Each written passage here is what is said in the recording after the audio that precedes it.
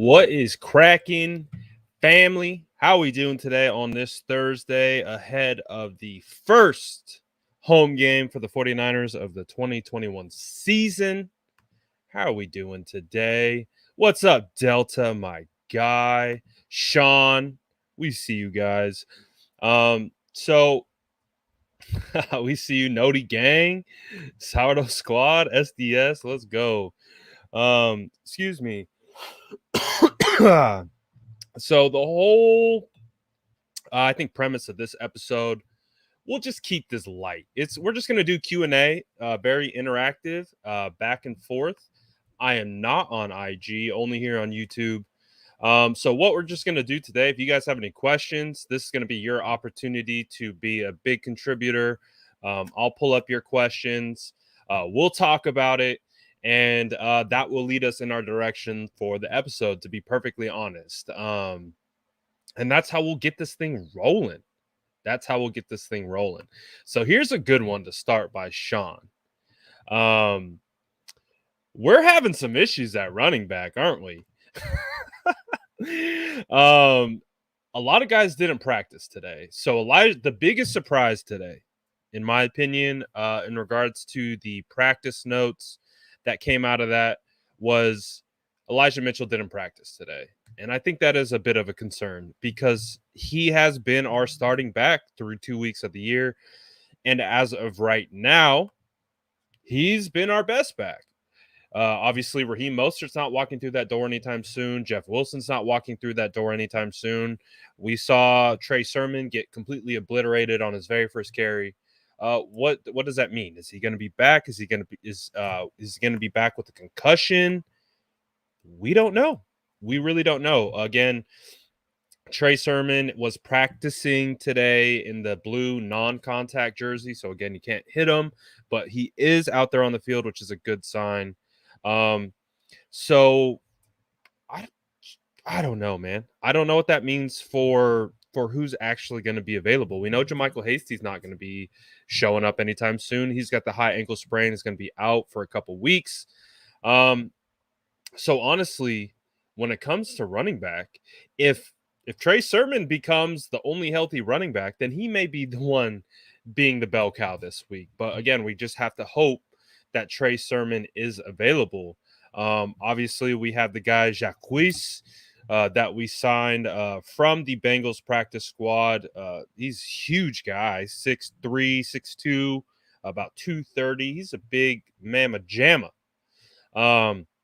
But honestly, in regards to the running back situation, I don't know. We're going to see Kerryon Johnson. Like, this might be we might actually see something that I have wanted going back. Shoot, when was he drafted? Like 2019, 2018 when he was drafted. I'm a big Kerryon Johnson guy. I want a Kerryon Johnson on the Niners. Hell, I was all about Kerryon Johnson. And now I might finally get my wish, but I don't necessarily want my wish. No disrespect to Kerryon Johnson at all. It's just, again, showing the dire situation of our running back room. Is we might, if Trey Sermon's out, we're literally going to have a running back room of guys that we didn't have on this team starting week 1. And that should be a concern. It should make you a little nervous. Obviously, we've talked about the offensive line on this channel ad nauseum. We feel very confident about our offensive line room and whoever runs behind them. But we don't know who that is. Like, honestly, our starting running back could be Kerryon Johnson. It could be Trenton Cannon. It could be this guy from the Bengals. We really don't know. So I hope the starting running back against the Green Bay Packers is Trey Sermon.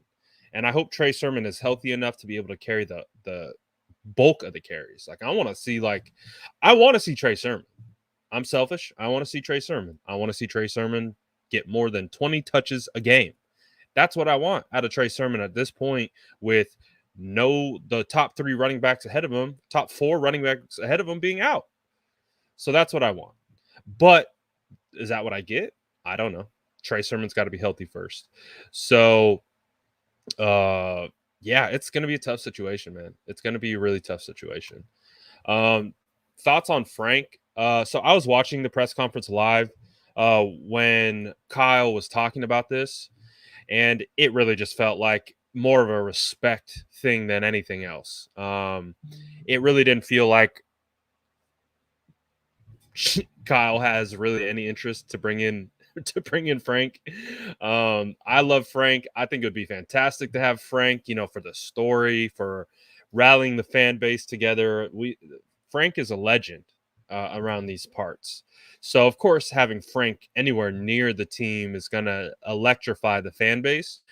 But based on how Kyle said it, it felt like Kyle said it because he knows Frank Gore has a relationship with Jed York, the owner. Again, Jed York famously talked about how he consulted with Frank Gore about Trey Lance.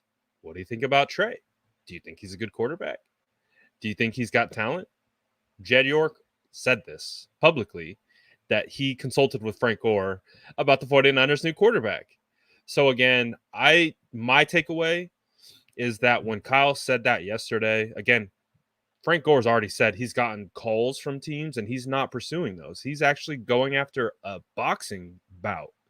So the whole thing just felt like, again, one, knowing how polarizing Frank Gore is to this fan base, I don't think it would have done Kyle any service or built him any goodwill amongst the fan base to say, no, we're not considering Frank Gore.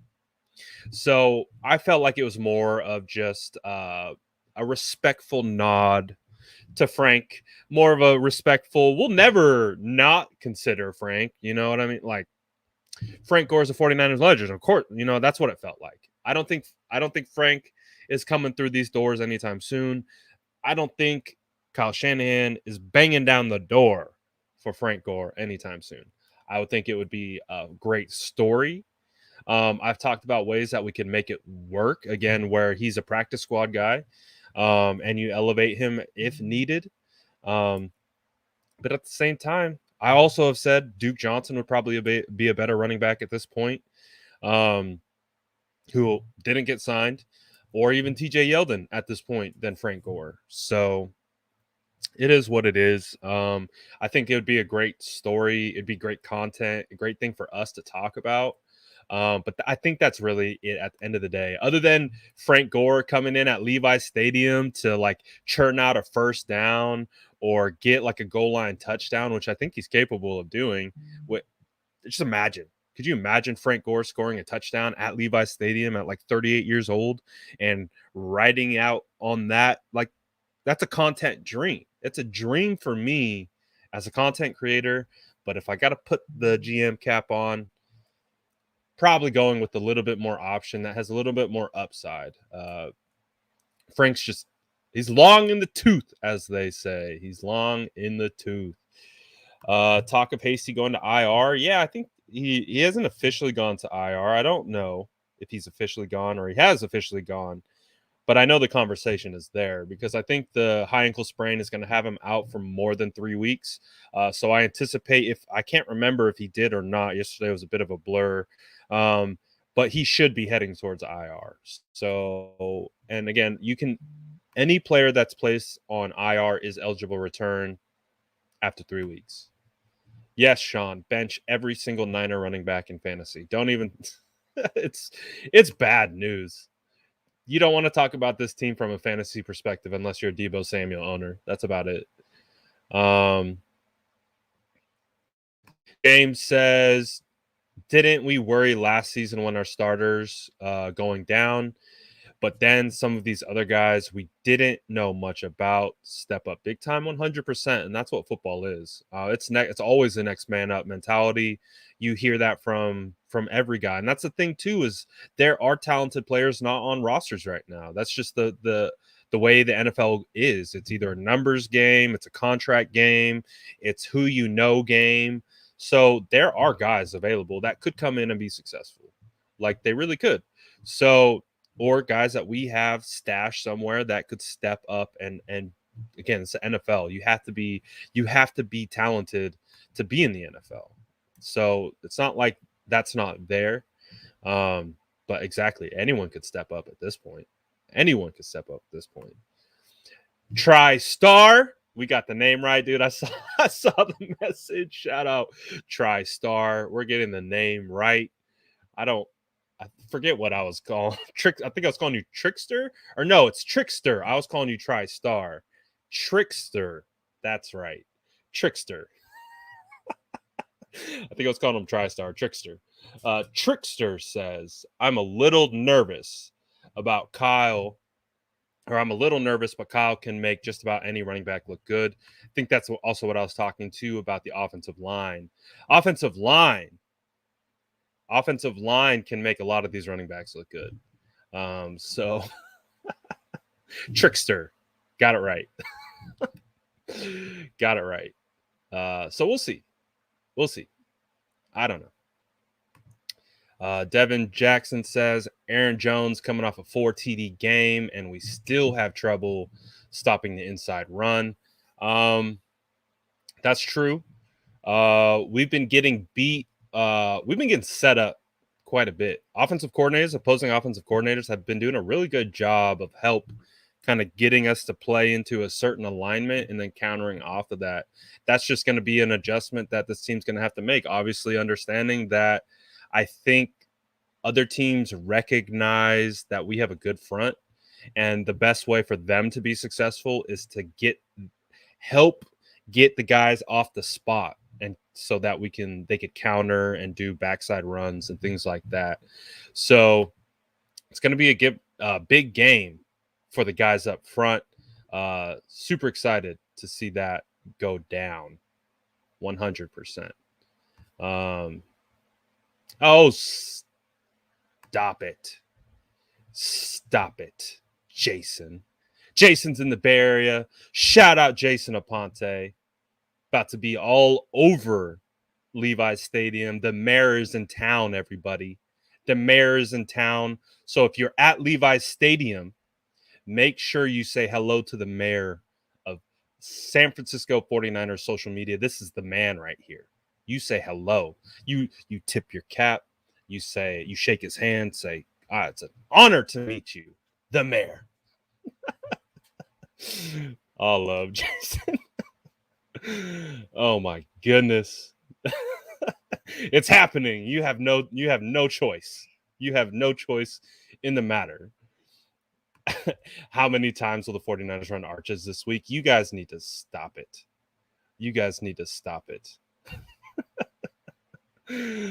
Oh, goodness gracious. There's going to be a lot of shenanigans this weekend, and I'm all for it.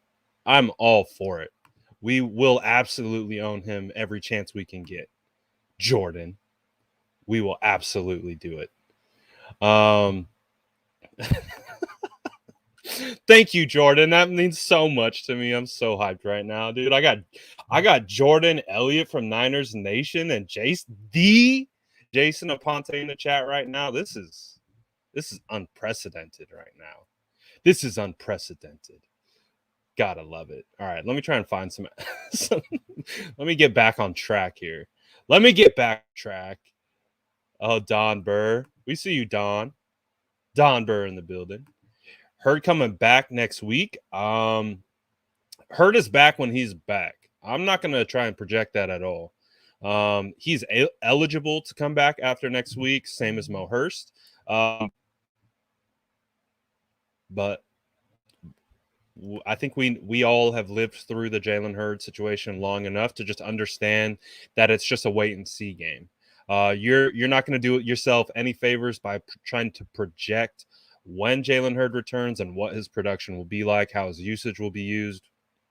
We just got to wait and see. We're now in year 3 of wait and see. So I say we continue with the wait and see mentality, all that stuff. Clark says, what's up with Mitchell? 19 touches a game so far. I don't know if that's going to continue. Again, he didn't practice today. Could be precautionary. We'll see. Not really sure. But it is something to monitor, considering the issues that we have at the running back position right now. All right. Let me catch up.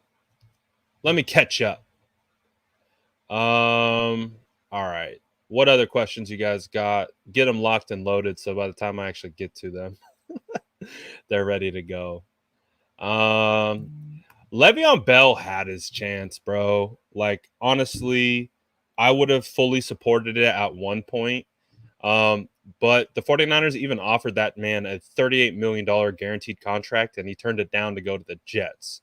So that I didn't want Le'Veon Bell at that time when he turned down the $38 million guaranteed contract to go to the Jets. I didn't want him then. I sure as hell do not want him now. Le'Veon Bell is trash to me. Like, he's washed, hot garbage. I'm sure he's talented. I'm sure there's still something left. Get his rapping ass away from my team. Like, I lost all respect. Le'Veon Bell was my guy. Like, out of Michigan State, scouted him heavily, loved him coming out of the draft. Reminded me a ton of Frank Gore when he had that extra 20 poundage on him. But ever since he decided to pursue his rap career and hold out over a contract situation, I lost all respect for that man. So I don't want him anywhere near my team. That's me. That's me. Right. That's me. How many of these RBs off the street even know the playbook yet? I mean, luckily with the zone scheme, you just got to be able to read and react. So that's one of the big positives about our scheme is that if you're a zone runner, you kind of already know it. The biggest thing that you're having to learn is verbiage. You're having to learn verbiage, formations, obviously certain timing and things like that. But if you got a brand new guy in there and you're just like, all right, dude, we're running outside zone right. He knows what to do. Right. All right, we're running outside zone left. He knows what to do. All right, we're running inside. Okay. We're running counter. Okay. We're running power. Okay. We're running trap. Okay. Like, those concepts all are within every scheme. It's just, how are they named? What's the verbiage? And if you really have a running back who has no idea of what the scheme, you can literally in the huddle just be like, all right, we're running zone right. Like, at the end of the day, we're running zone right. You run to the right, you see a cutback lane, you take it. So that's why it's like, I think it's a little bit easier to come on in these situations as a running back. Like we've seen with Elijah Mitchell himself. He didn't get a ton of run in training camp. He was down for about 2 or 3 weeks throughout the preseason. And he came in and fit in right perfectly well because that's the same exact situations and style of runner he was at Louisiana and Lafayette. So I think it was a very seamless transition for the most part.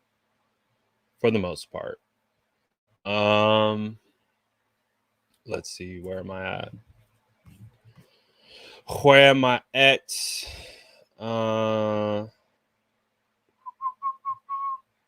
Let's see. Sorry, trying to catch up. I'm lost now. Oh, okay, I'm back. Green Bay's defense isn't built to stop the run, especially the way Kyle plans it up. I think, yeah, I mean, I agree. I think historically, the Packers defense hasn't matched up well against us. Obviously, we know what happened last year. They throttled us last year, but we were down so many players at that point. I think if we're firing on all cylinders and we have everyone available that we know as of right now is going to be available, I think we should be okay in regards to that situation. Are the 49ers a true playoff team? Feels like last year. The thing is they have the potential to be a true playoff team. They won 2 games not playing their best ball. They're 2-0, not playing their best ball. I think they would even admit on both sides of the ball, defense and offense, they're not playing the best ball. Don't tell Jason this, but special teams might be, specifically the punter, might be our best performing position at this point in regards to consistency. What Mitch Wish is able to do right now on this team, Mitch Wish's stock is going through the roof. Don't tell Jason that, though. Don't tell Jason I said that. But honestly, in regards to this situation, I always look at the first 4 weeks of the year as being preseason. Like, honestly, Like I learned probably 6-7 years ago um that the first 4 weeks don't necessarily translate to what's going to happen on the last 4 weeks. A lot of times what you see is you see a lot of teams either looking really damn good in that first quarter of the year or really bad in that first quarter of the year. But what is most interesting is how they look that second quarter of the year, because been so many instances, at least that I've observed, where teams that have not looked that great in regards to execution, those types of things, they might have talent, but they're not executing like you'd want them to. Those teams have always seemed to typically clean it up after the quarter mark of the year. So the biggest thing with the 49ers that I'm looking for, these next two games, I'm giving them the ability to be sloppy, like, and not being totally in tune. Obviously, there's so many injuries now, so I'm giving them a slight pass of not looking perfect. But after that Seattle game and we start heading into Arizona, or maybe even after the bye and we head into week 7, that's when the expectation gets ramped up a notch. That's when I'm like, all right, we've had 4 to 5 weeks to gel and get everything figured out. Again, the starters aren't playing huge reps in preseason. Training camp is training camp. I feel like training camp is more geared to not getting hurt rather than actually developing guys. So there's a ton of development and things getting ironed out in these first 4 weeks. So right now, it feels like they have the talent. Obviously, our health isn't a great situation, but I will have a much better feeling about that after Seattle, after the Cardinals, to see if we're still having the same execution issues. And if we are, then maybe we're not. You know what I mean? So we'll have to see. We'll really have to see. Um let's go. Jets gang, what's the end score? I don't know. And I honestly, this is nothing against you, Jets gang. I don't care. I don't like predictions because there's so many variables that come through games. What happens if Aaron Rodgers gets hurt? What happens if Jimmy Garoppolo gets hurt? What happens if, X, Y, and Z occurs? Like, that's why I don't like to play that game. I hope they win, but it is what it is. Oh, Spice. Shots fired. Shots fired. Jason's got the manicured beard though. Like, his is all intentional. Mine's just like I can't wait to see my boys. All right, catching up. All right. Oh, well, I'll pull up a compliment. Shout out Willie for the compliment. Willie says, "What's up, Brad?" Willie from Union City, New Jersey. That's around Jason Aponte's neck of the woods, right? Says, "Love your show," and Jason Aponte's as well. He definitely is the man. Facts. Like Grant Cohn also. You guys are the best. Better than ESPN, NFL Network. Thanks for what you guys do. Willie, you're going to bring a tear to my eye, man. You're going to bring a tear to my eye. I appreciate that. I really do. The punter did well. You can tell Jason's not here anymore because he would have lost his mind. Oh my goodness. All right. I agree. If Trey Sermon is healthy, he should be RB1. Yeah, 100%. 100%. Both Hurd and Hurst are eligible to return after the Packers game. So after the Packers game, that's when they will be back. Ooh, we like that. Thank you for the subscription, my guy. Thank you very much.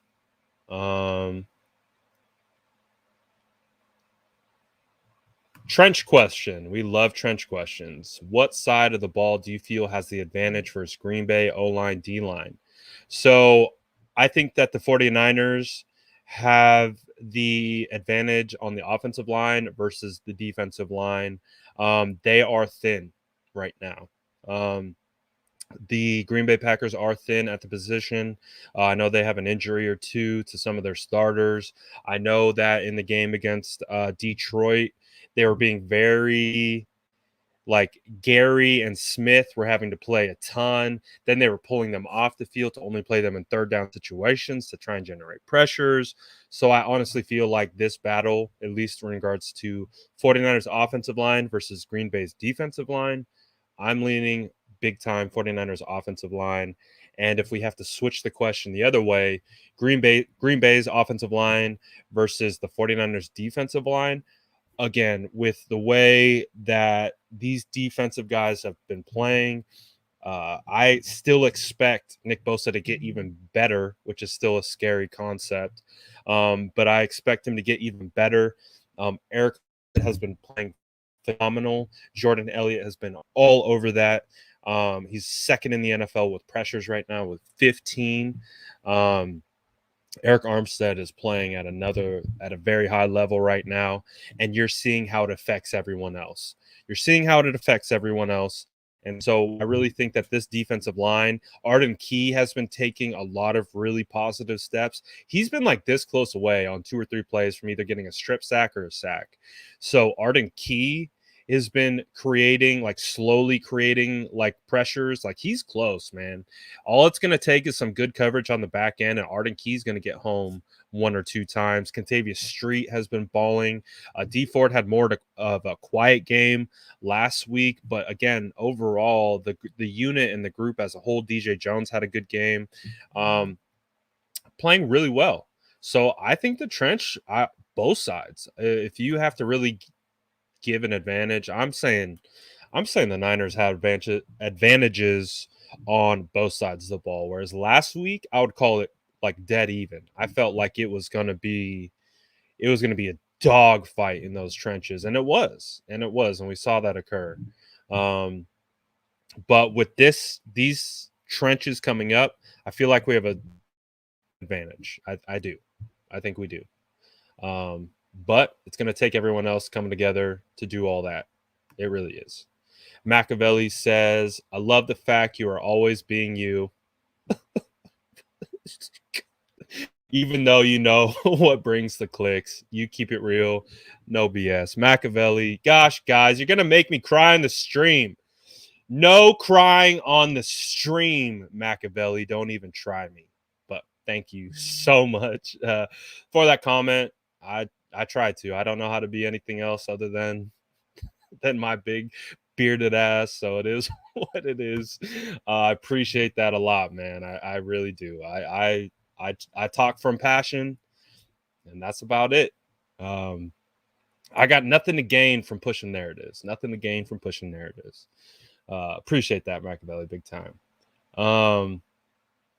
Let's see, catching up again. Drop your questions in the chat. I'm catching up, guys. I'm catching up. I mean, I wouldn't say this. Devin says Jimmy has been executing near perfectly. Misses a few NFL level throws, but beside that, he is the guy at all times right now. I agree with this. I think it's Jimmy's job until Jimmy, I've been on board since day one. I'm not a 2 QB guy. I am not. I will never be. I'm seeing it right now with my team. You guys know I like Trey Lance. I don't like it. Like, again, you hear the comments about against the first week of the year, Jimmy drives them down the length of the field. Kyle brings in Trey Lance to throw the touchdown. Then Jimmy's got to come out and give him a hug. And then he talks about how difficult, we know that. Like, if you've played football, it is not easy to split reps with anyone, especially if you're a competitor, especially if you're the quarterback. So I don't like it. That's why I commended Kyle Shanahan for keeping Jimmy in through the struggles to allow him to build up. I love that Trey Lance did not step foot on that field. I love it because if Trey Lance is stepping on the foot on the field, I want him to be the starter as well. So it's one or the other. In regards to that. And right now, that's Jimmy until Jimmy plays at a level where we have to see what Trey is. But in regards to the comment about Jimmy has been executing near perfectly, I would disagree with that. And again, purely objective, purely just watching the tape. You go back and you watch the first pass. I think it was the first pass attempt of the game. It was a screen. It was a screen pass to use check. He underthrew it. It was literally a 5-yard pass, 5 or 10-yard pass. He underthrew it, and it was a drop. I don't fault use check for dropping it because again, he is getting ready to turn his momentum upfield. He's expecting to get the ball on his outside shoulder, not being forced to turn backwards to go and get the ball. And if you go back and you watch the tape, like that play might have been a touchdown. The blocking was set up. It was literally perfectly called against the perfect defense. Jimmy missed it. Again, it was a screen throw. It was a screen pass. I don't fault Jimmy for the miss high over to Aiyuk. I know there was pressure in his face. He gets a pass on that, but he did miss Trent Sherfield to the numbers. He missed Mohamed Sanu to the numbers. Those are rookies should make those throws. So I wouldn't say he's been executing nearly perfect. He shows spots and moments where he's executed really well. It's the consistency gap, though. We got to see consistent Jimmy. We can't be going back and forth between good Jimmy and bad Jimmy. Like, again, the throw that we found out about Deebo Samuel lining up on the wrong side, Jimmy having the cerebral awareness to understand the alignment issues, to be able to somehow pick up on which route they're going to run and then be able to deliver a dart over the middle in between. He had triple coverage, essentially, basically bracketed defenders over the middle, and he fits it into this window. Beautiful Jimmy, fantastic Jimmy, great Jimmy. That Jimmy's winning Super Bowls. But a Jimmy who can't complete a screen pass on the second play of the game that is about 10 yards away, that's the issue. It's like we can't hit those perfect beautiful things and then miss the layups. Like, you know what I mean? It's just like if you're playing pickup basketball and you're playing basketball with that one guy and he's got an open lane to the hoop and you shoot him the ball and he misses every single layup, but then he'll get the ball, do a little dribble, do like a Dirk fade and just like pure some crazy ass shot. And you're like, that was cool and all, but like you got to make the layups too. So that's just my biggest thing with Jimmy. You got to make the layups. I'd rather you make the layups first than miss the harder throws, if that makes sense. So I think Jimmy still has some growth to do. Again, biggest thing about being a football player is how consistently well can you execute. You can't play well in spots. You got to do that consistently over long periods of time. That's what makes good football players. So still, like I wouldn't say he's been near perfect, but yeah, I think he needs some work still. Yeah, like this, Devin says, you're right. He missed a few throws in the first half, but he was definitely tossing lasers in the second half. We got to bring that together. You can't be inconsistent when you got the number 3 overall pick on the bench. That's the whole point. Is you just have this isn't last year. This isn't 2019. Nick Mullins isn't supplanting Jimmy Garoppolo. CJ Beathard isn't supplanting Jimmy Garoppolo. It's the number 3 overall pick in Trey Lance. The only rookie quarterback, not the only rookie quarterback, but Davis Mills is starting. Davis Mills is starting this week. Justin Fields is starting this week. Trey Lance isn't. So again, you can't control narratives. You can't control people's thought processes about those things, but narratives are generated from that. So again, puts pressure on these people. Be consistent, or else the pressure mounts and mounts and mounts. So Jimmy played well. He settled in. Once he settled in, he started doing what he needed to do. Just like I've talked about with McGlinchey, you got to do it consistently. just like McGlinchey has been doing it consistently. McGlinchey has been consistently winning. So that's why we're very happy with McGlinchey. That's why when he has like a misstep, we're very understanding and able to quantify why those missteps are happening. How do you quantify missing a 10-yard screen pass? It's just it's one of those things. It's like we can't do that. Can't do that at this point. So it is what it is. Cap speaking, my boy. See you. Player one says, I agree. It's Jimmy's job right now, and the rotation can disrupt rhythm. But Jimmy was looking slightly suspect in the first quarter against the Eagles. Yeah, he was. And that's what we're talking about. You gotta bring the gap down to suspect to this if he's gonna last in this particular situation. Again, number 3 overall picks sitting on the bench. He's waiting.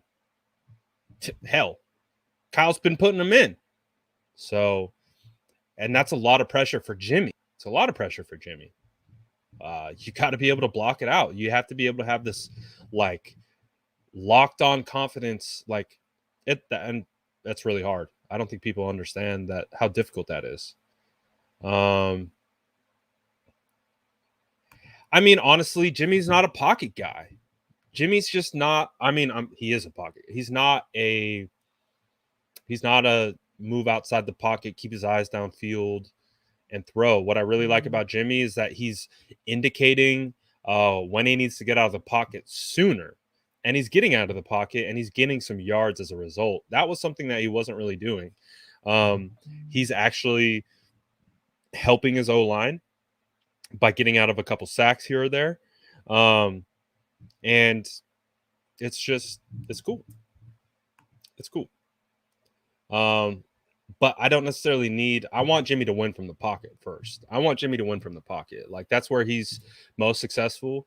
And that's where I want him to be successful. I want him to win from the pocket. That's just where I want him to operate.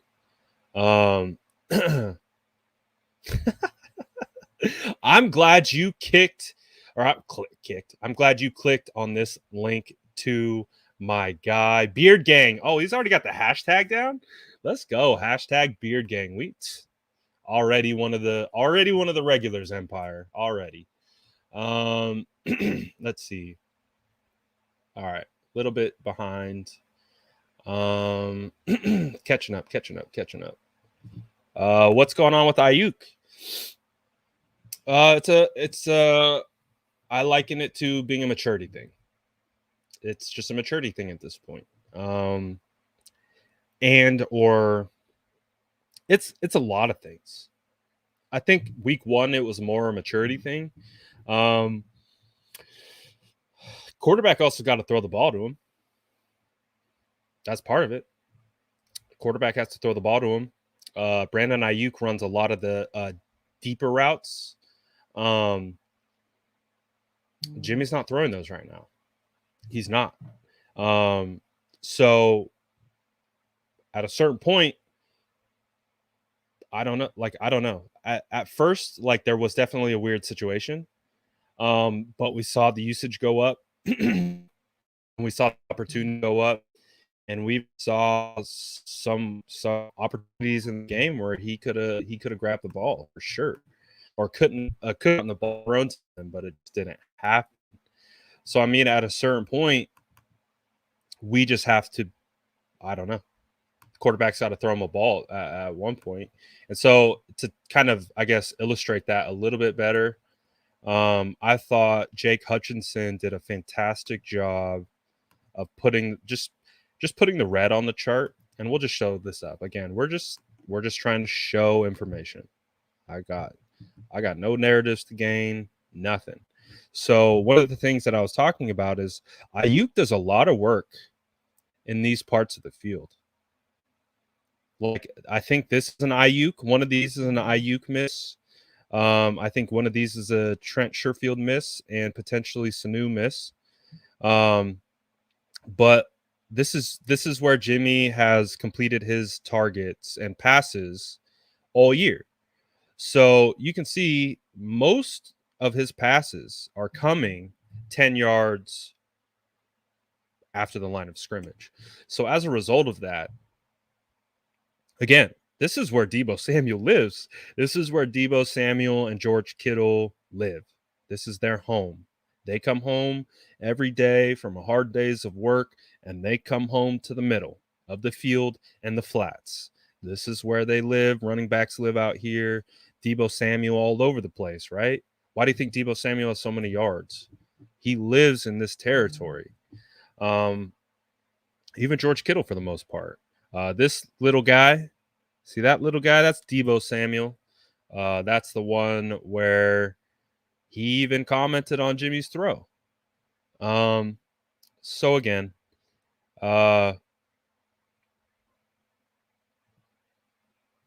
it's an interesting situation, man. It's an interesting situation. Who's Ron? Anyways, so I think now what we're starting to see with what's going on with Aiyuk situation. Now it's just the part. Now he's getting the opportunity to actually get the snap share, and he's running routes that would help get him the ball, but unfortunately, just doesn't get it. Just doesn't get the ball. Hasn't gotten the ball. He got the one target. He made a really nice catch, right? If you remember, but the ball was actually a little bit overthrown. He's still able to catch it. So this is the biggest thing, I think, with Jimmy Garoppolo is Aiyuk does a lot of stuff in the red.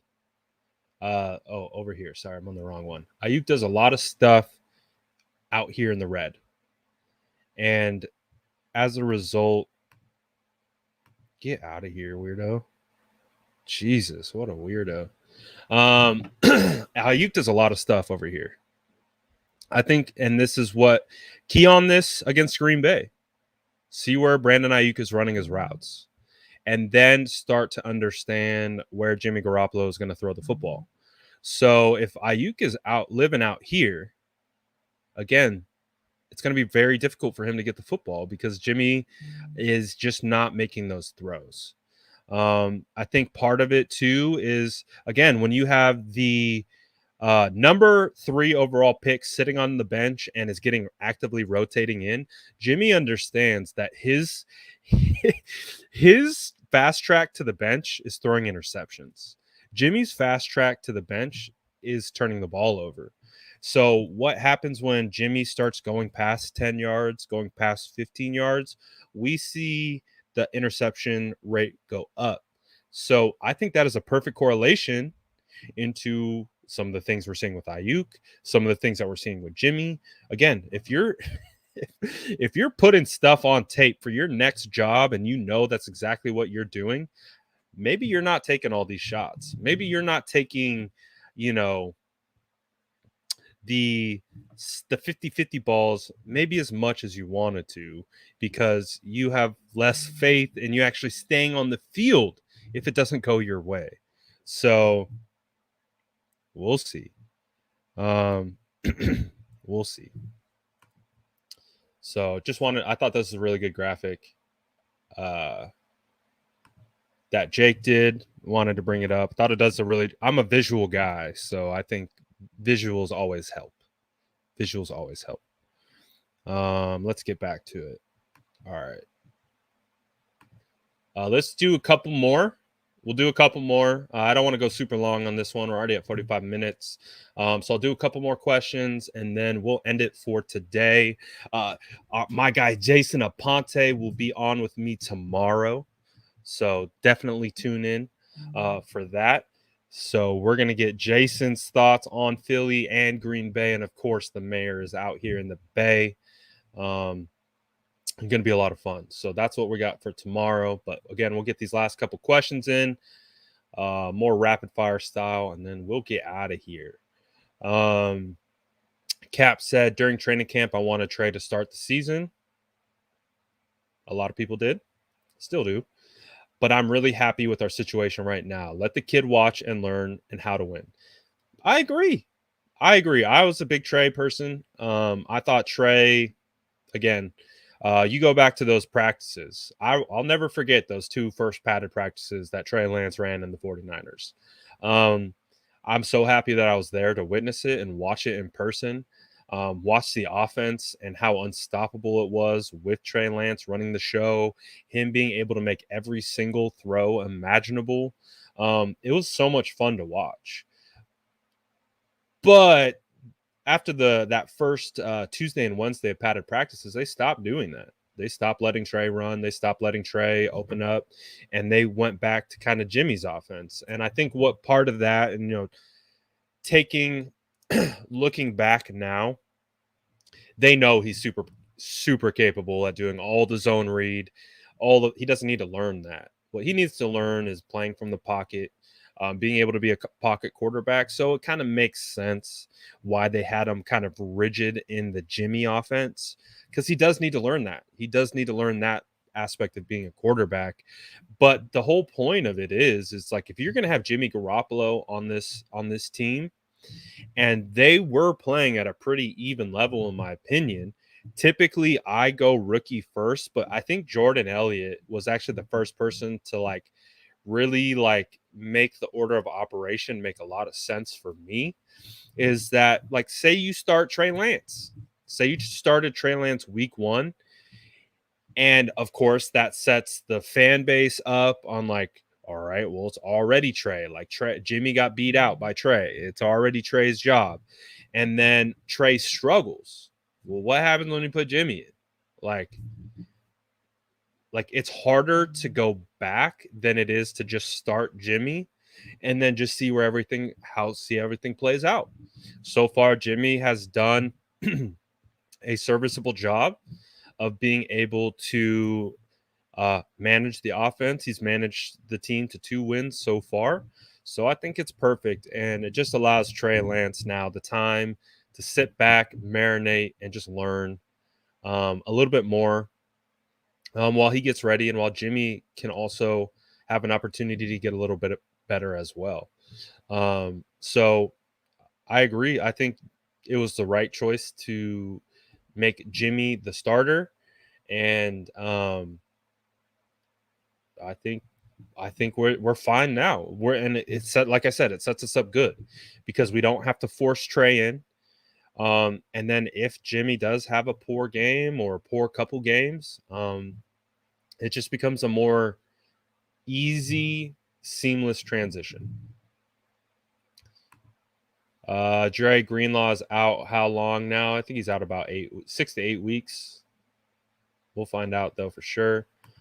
How would you rank 49ers O-line? I mean, I think they're one of the best offensive line units that I've been able to cover for the last, dating back to when it was Staley, Aiyuk, Goodwin, Boone,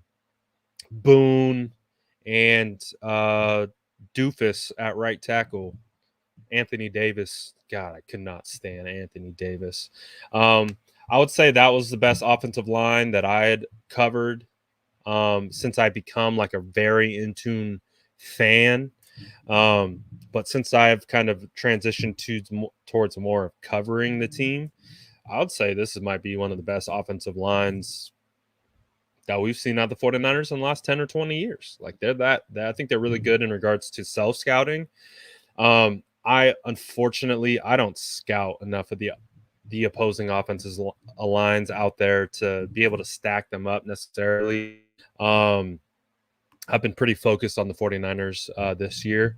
So I can at least self-scout against where we've ranked past 49er offensive lines. I would say this group is really good. This group's really good. So historically for the 49ers, it might be one of the most historically better groups for the offense. Perfect timing too. Numbers are down. That must mean a Grant Cohn live has started at 3. My numbers dipped 20, 30 quick right at 3. That's funny. All right. Let's see. Couple more. Yeah, I mean, I've heard it kind of range all over the place. I've heard 4 weeks, I've heard 8 weeks, so that's where I stick it. 4 to 8 weeks, we'll see, and that would be Green. 4 weeks from now would it be either 4 weeks from now would be bye week. 6 weeks from now would be week 8 against Chicago. 8 weeks, week 10 against the Rams. So I would say he's anywhere from, I don't know, week 7 to week 10 return for Greenlaw. So we'll see. He is. All right. Well, we just dropped then. He said, good. Oh, Cap was going ham. I saw Cap going ham. He was going crazy in the YouTube chat. That was funny. Let's see. RB situation. Mitchell can't go. Sermon doesn't pass concussion protocol. Who gets touches? Trent Cannon, I think, is in line first. The new guy from the Bengals who's on the roster, and then Kerryon Johnson. It's really how it goes. So we'll see. That's going to be one of the biggest things heading into this week is what does the running back room shape out like, and who's actually going to be available and who's not. So that's the biggest thing. We're gonna have we're gonna know more information tomorrow for sure regarding practice reports. We need at least a limited participant in practice to feel good that there is a chance.